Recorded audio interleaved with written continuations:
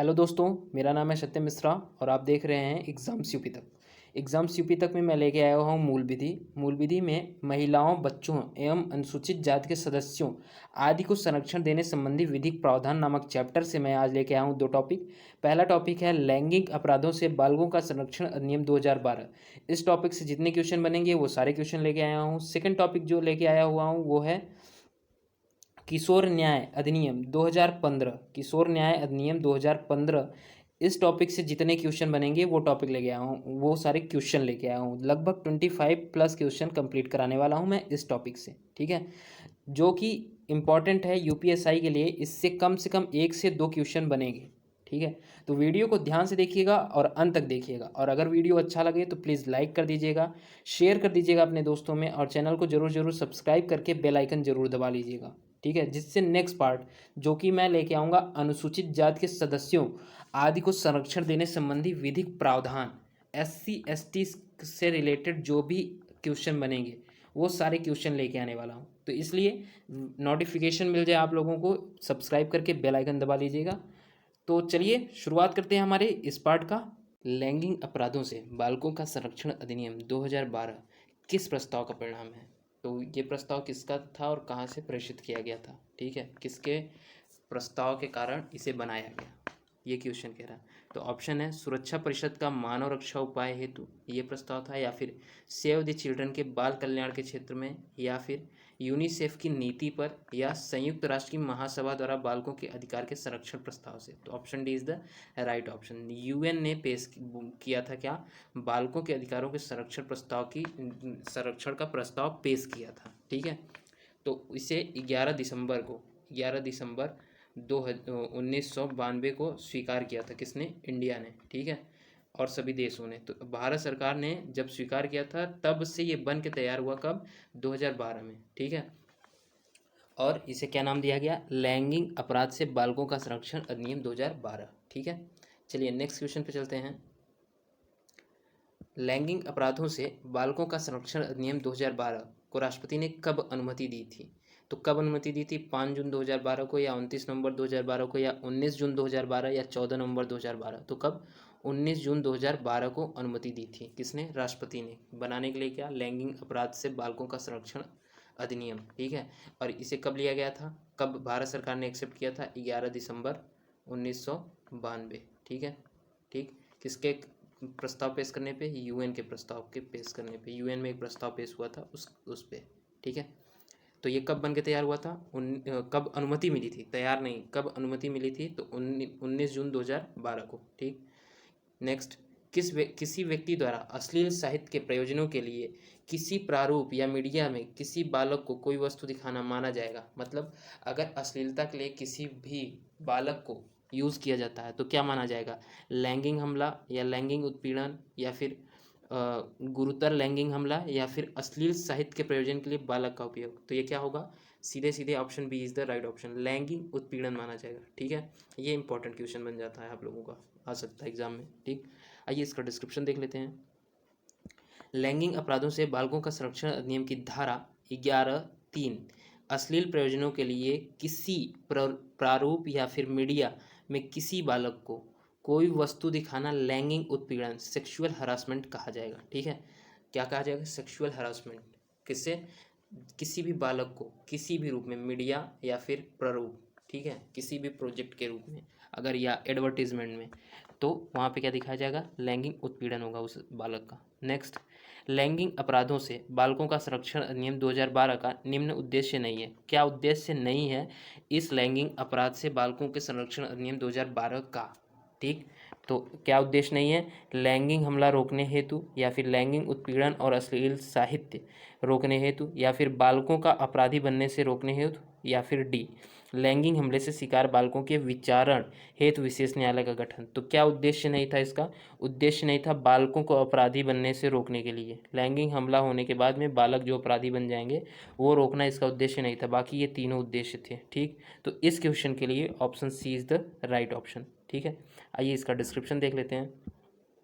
लैंगिक अपराधों से बालकों का संरक्षण अधिनियम का उद्देश्य बालकों पर लैंगिक हमला रोकना, लैंगिक उत्पीड़न और अश्लील साहित्य के प्रकाशन को रोकना तथा लैंगिक हमले से हम शिकार बालकों के विचरण हेतु विशेष न्यायालय का गठन करना आदि है, जबकि बालकों का अपराधी बनने से रोकना इस अधिनियम का उद्देश्य नहीं है। ठीक है, तो इसका उद्देश्य ऊपर के तीनों ऑप्शन ठीक थे, जो ऑप्शन सी है वो नहीं है। सी क्या था?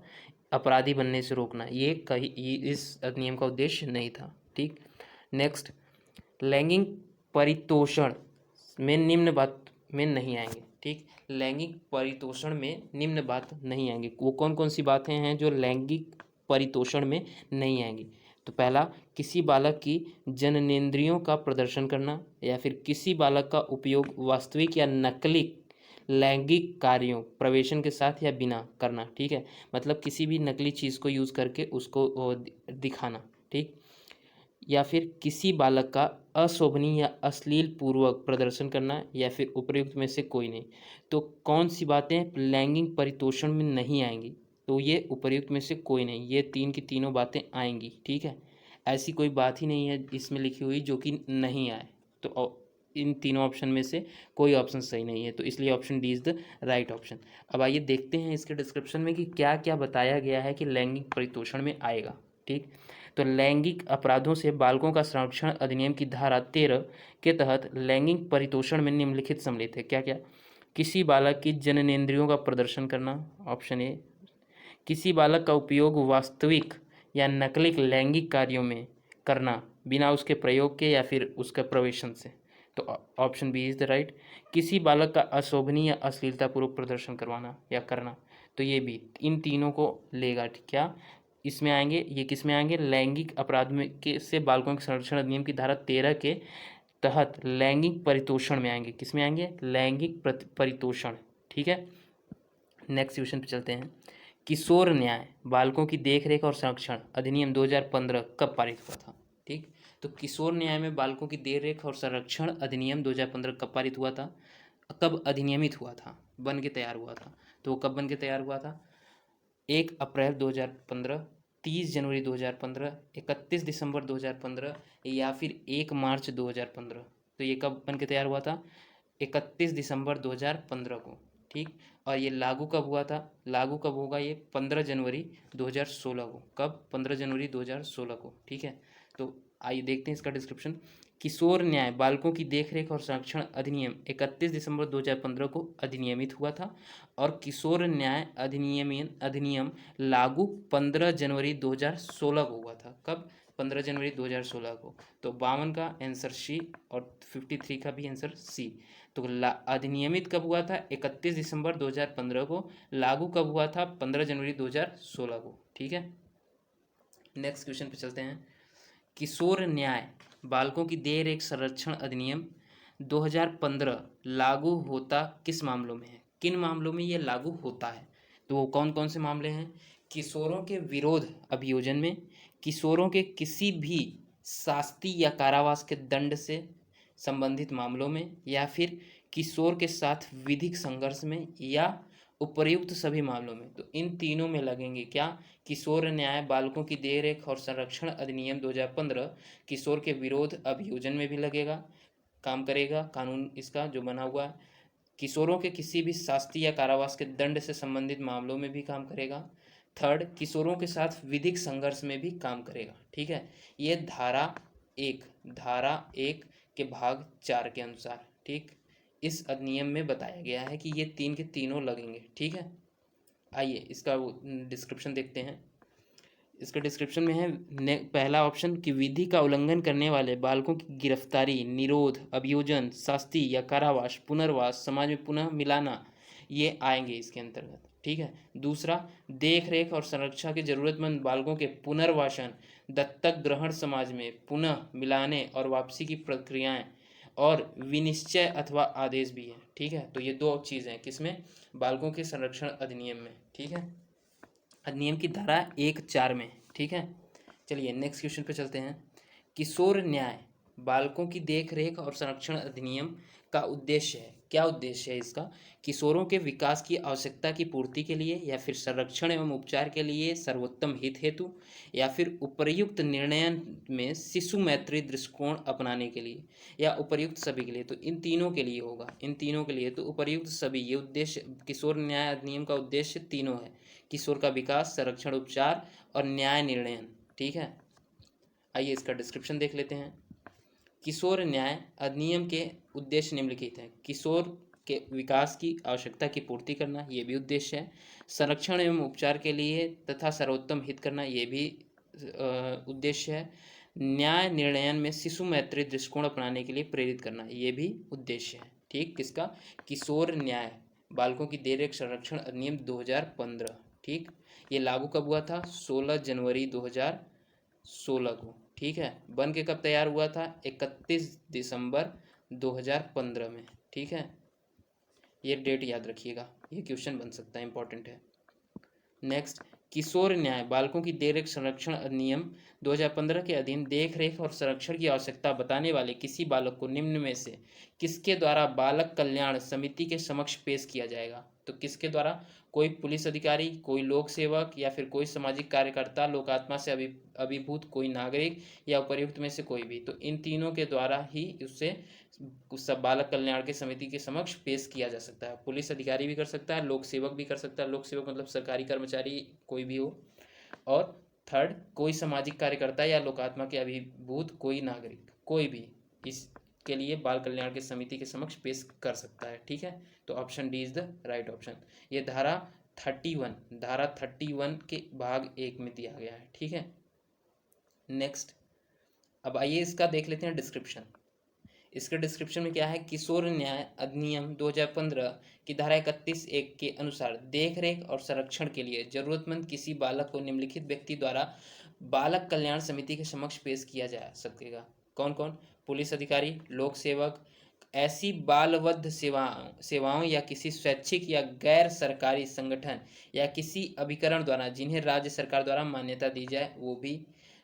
नेक्स्ट, किसी सामाजिक कार्यकर्ता या लोक भावना से युक्त नागरिक या स्वयं बालक द्वारा, वो जो बालक होगा वो खुद, या फिर बालक कल्याण अधिकारी या परिवीक्षा अधिकारी, या किसी नर्स, डॉक्टर, परिचर्या गृह, नर्सिंग होम, अस्पताल या प्रसूति गृह के प्रबंधक द्वारा। ठीक है, तो 7 तरीके हैं टोटल, जिससे क्या कि इसको वहाँ समिति के सामने इसे पेश किया जाएगा, बालक कल्याण समिति के समक्ष पेश किया जा सकेगा। ठीक है, नेक्स्ट क्वेश्चन पे चलते हैं।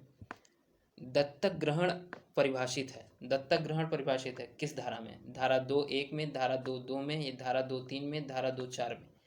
तो किशोर न्याय बालक की देखरेख संरक्षण अधिनियम 2015 की धारा 2(2) में क्या परिभाषित है? दत्तक ग्रहण परिभाषित है, गोद लेना परिभाषित है। ठीक है, आइए इसका डिस्क्रिप्शन देख लेते हैं। इसका डिस्क्रिप्शन में बताया है कि किशोर न्याय अधिनियम बालकों की देखरेख संरक्षण अधिनियम 2015 की धारा 2(2) में दत्तक ग्रहण परिभाषित है।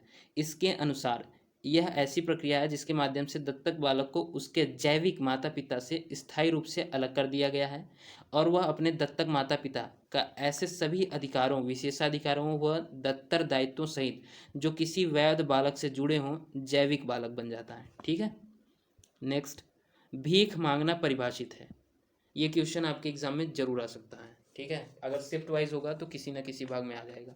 भीख मांगना परिभाषित है क्योंकि आजकल ये हमारे समाज की मूल समस्या बनती जा रही है। जहाँ भी ट्रैफिक लाइट्स हैं, जहाँ भी तरक्की हो रही, वहाँ सबसे पहले अगर सुविधाएं आती हैं तो वहाँ भीख मांगने वाले पहुँच रहे हैं, और ये क्वेश्चन बनना थोड़ा लाजमी है। ठीक, तो भीख मांगना किस भाग में परिभाषित है? तो भीख मांगना किशोर न्याय अधिनियम के भाग 2(8) में, धारा 2 के भाग 8 में परिभाषित किया गया है। ठीक है, क्या? भीख मांगना। ठीक है, तो option B is the right option. किशोर न्याय बालकों की देखरेख संरक्षण अधिनियम 2015 की धारा 2(8) में भीख मांगना को परिभाषित किया गया है। ठीक है, चलिए देखते हैं ये क्वेश्चन। यदि किसी किशोर का विचारण न्यायालय में चल रहा हो, विचारण के दरमियान वह वयस्कता प्राप्त कर लेता है, तो उसके मामले की कार्यवाही कैसे चलेगी? वयस्कों की भांति चलने लगेगी या अभी भी किशोरों की भांति ही चलेगी, या फिर कार्यवाही पहले किशोर अधिनियम के अंतर्गत बाद में सीआरपीसी के अधिनियम से चलेगी, या फिर सीआरपीसी की धारा 8 के अंतर्गत चलेगी? तो ऑप्शन डी तो नहीं होगा, ठीक है। बाकी ये अब इस पे क्या है, ऑप्शन बी। ऑप्शन बी अभी भी किशोरों की बात ही चलेगी, ठीक है। सीआरपीसी के तहत नहीं चलेगी और वयस्कों की बात नहीं चलेगी, क्योंकि धारा जब हुई थी तब वो क्या था, वो बालिग नहीं था, वो वयस्क नहीं था, वो किशोर था, ठीक है। धारा की जो भी नियम अधिनियम के अंतर्गत चल रहा था उसके ऊपर कानूनी कार्यवाही, भले ही वो दत्तक पुत्र की बात हो या फिर उसके जैविक माता पिता से कार्यवाही चल रही हो, ठीक है। अगर उसका विचरण चल रहा था किशोर के रूप में तो वो किशोर की भांति चलेगी, ठीक। आइए इसका डिस्क्रिप्शन देख लेते हैं। यदि किसी किशोर का विचारण न्यायालय में चल रहा हो और विचारण के दरमियान वह वयस्कता प्राप्त कर लेता है तो उसके मामले की कार्यवाही अभी भी किशोरों की भांति चलेगी, ठीक। नेक्स्ट क्वेश्चन चलते हैं। संप्रेषण गृह में कौन से किशोरों को रखा जाता है?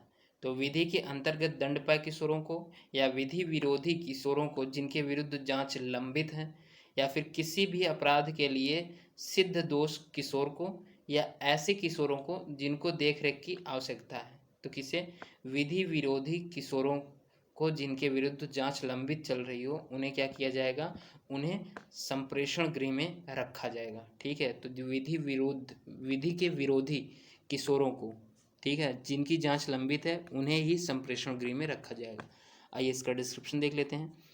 किशोर न्याय बालकों की देखरेख और संरक्षण अधिनियम 2015 की धारा 47 के तहत संप्रेषण गृह में जांच लंबित रहने के दौरान विधि या उल्लंघन करने के अभिकथित किसी बालक को अस्थायी रूप से रखा जाएगा, लेकिन कहाँ? संप्रेषण गृह में, ठीक है।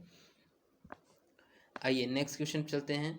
बाल कल्याण समिति से कौन सदस्य होंगे, ठीक है। तो इस बाल कल्याण समिति में कौन सदस्य होंगे? समिति के में एक अध्यक्ष और 4 सदस्य, समिति के सदस्यों में एक महिला सदस्य, या फिर सीआरपीसी के तहत समिति के सदस्य न्यायिक मजिस्ट्रेट या उपयुक्त सभी। तो ये तीनों होंगे। अध्यक्ष होगा, 4 सदस्य होंगे, 4 सदस्यों में एक महिला सदस्य का होना जरूरी है, और सीआरपीसी के तहत सदस्य न्यायिक मजिस्ट्रेट होंगे, ठीक है। कौन होंगे? न्यायिक मजिस्ट्रेट होंगे। आइए इसका डिस्क्रिप्शन देख लेते हैं। किशोर न्याय बालकों की देखरेख संरक्षण अधिनियम 2015 की धारा 27(2) के अनुसार बाल कल्याण समिति एक अध्यक्ष और 4 ऐसे अन्य सदस्यों से मिलकर बनेगी जिन्हें राज्य सरकार नियुक्त करना ठीक समझे, और उनमें से कम एक महिला सदस्य भी होगी और अन्य बालकों से संबंधित विषयों के विशेषज्ञ होंगे। धारा 27(9) के अनुसार समिति न्यायपीठ के रूप में कार्य करेगी और दंड प्रक्रिया संहिता द्वारा यथास्थित महानगर मजिस्ट्रेट या प्रथम वर्ग मजिस्ट्रेट को प्रदत्त शक्तियां प्राप्त होंगी, ठीक है। तो 27(2) के अनुसार ये इतने लोग होंगे, और 27(9) के अनुसार मजिस्ट्रेट या फिर प्रथम वर्ग महानगर का मजिस्ट्रेट या प्रथम वर्ग का मजिस्ट्रेट होगा जिसको ये शक्तियां प्राप्त होंगी, जिनके सामने इनका न्याय चल सकता है, ठीक है, जो न्याय करेंगे। नेक्स्ट, विशेष गृह में कौन से किशोर रखे जाते हैं? तो विशेष गृह में कौन से किशोर रखे जाते हैं? ऐसे किशोर जिनके विरुद्ध विचारण चल रहा, या ऐसे किशोर जो किसी अपराध के लिए सिद्ध दोष कर दिए गए हैं, या ऐसे किशोर जो पुलिस द्वारा विधि विरोधी किशोर के रूप में गिरफ्तार किए जाते हैं, या ऐसे किशोर जिनकी देखभाल एवं संरक्षण की आवश्यकताएं हैं। तो ऐसे किशोर रखे जाते हैं विशेष गृह में जो किसी अपराध के लिए सिद्ध दोष कर दिए गए हैं, ठीक है। आइए इसका डिस्क्रिप्शन देख लेते हैं। किशोर न्याय बालकों की देखरेख संरक्षण अधिनियम 2015 की धारा 48 के अनुसार विशेष गृह में ऐसे बालकों को रखा जाएगा जिनके बारे में यह पाया गया है कि उन्होंने अपराध किया है, और किशोर न्याय बोर्ड के धारा 18 के अधीन किए गए आदेश के अधीन वहाँ पर रखे जाएंगे। किसके अधीन? किशोर न्याय बोर्ड की धारा 18 के अधीन रखे जाएंगे, ठीक। और ये किस में बताया गया है? ये किशोर न्याय अधिनियम 2015 की धारा 48 में बताया गया है, ठीक है। जो जुर्म होगा वो, और जो रखने की अनुमति देगा वो कौन देगा? किशोर न्याय बोर्ड की धारा 18 के अधीन, ठीक है। तो चलिए नेक्स्ट क्वेश्चन देखते हैं हमारा। बाल विवाह प्रतिषेध अधिनियम कब अधिनियमित हुआ? तो 10 जनवरी 2006 को, या 10 जनवरी 2007 को, या 10 फरवरी 2007 को, या 10 फरवरी 2008 को। तो कब अधिनियमित हुआ था बाल विवाह? बाल विवाह अधिनियमित हुआ 10 जनवरी 2007 को। ठीक है। बाल विवाह प्रतिषेध अधिनियम 2006 को राष्ट्रपति की स्वीकृति 10 जनवरी 2007 को मिली। यह अधिनियम 10 जनवरी 2007 को ही अधिनियमित हुआ था। ठीक है। जिस दिन इसे अनुमति मिली उसी दिन अधिनियमित हो भी गया था। ठीक, तो option B is the right option. इस पार्ट में मैं आप लोगों को 63 क्वेश्चन तक कंप्लीट करा दिया हूँ। ठीक है। नेक्स्ट पार्ट में मैं इसे लास्ट क्वेश्चन, इसका जो 88 क्वेश्चन है वहाँ तक कंप्लीट करा दूंगा और लास्ट पार्ट होगा। ठीक है। वहाँ से हमारा महिला बाल विकास और किशोर न्याय और बाल विवाह का पूरा चैप्टर ख़त्म हो जाएगा। तो वीडियो अच्छा लगा तो प्लीज़ वीडियो को लाइक कर दीजिएगा, अपने दोस्तों में शेयर कर दीजिएगा और चैनल को ज़रूर सब्सक्राइब करके बेल आइकन दबा लीजिएगा नेक्स्ट पार्ट के लिए। और भी मैं सब्जेक्ट पढ़ाता हूँ जो कि कन्फ्यूजिंग क्वेश्चन वन लाइनर लेके आता हूँ उनके लिए। तो उनमें है हिस्ट्री, ज्योग्राफी, पॉलिटी, इकोनॉमिक्स और साइंस। ये सारे सब्जेक्ट जो एग्ज़ाम में वन लाइनर क्वेश्चन आते हैं, उन कन्फ्यूजिंग क्वेश्चन को मैं शॉर्टकट तरीके से टॉप 10 सीरीज़ में लेके आता हूँ, जिनमें 50 क्वेश्चन की सीरीज़ होती है और लगभग 20 मिनट की सीरीज़ होती है। तो वो अगर आप देखेंगे तो आपके एग्ज़ाम में बहुत ही ज़्यादा हेल्प करेगी। कोशिश करिए कि वीडियो को अच्छे से देखा करिए और अंत तक देखा करिए। चलिए मिलेंगे नेक्स्ट क्लास में, तब तक के लिए जय हिंद।